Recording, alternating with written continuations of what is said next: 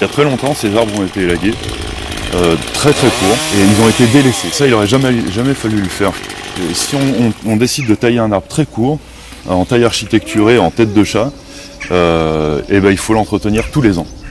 Donc ça veut dire que tous les ans, on vient recouper des rameaux qui sont gros comme mon pouce, voire 2 fois plus gros maximum.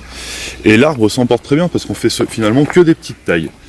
Et du coup, il recouvre, et tous les ans, il rejette, il va faire les mêmes rejets. Et tous les ans, on va, à la période donnée, retailler ces arbres aux mêmes endroits, tout simplement.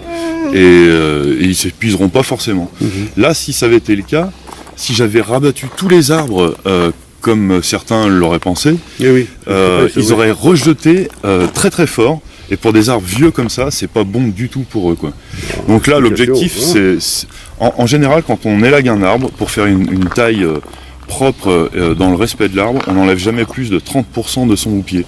C'est-à-dire qu'il faut qu'un arbre reste un arbre, avec des branches, et qu'il ait une forme surtout d'arbre, quoi.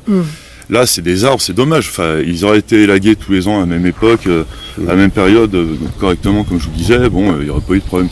Mais là, autant les conserver comme ça.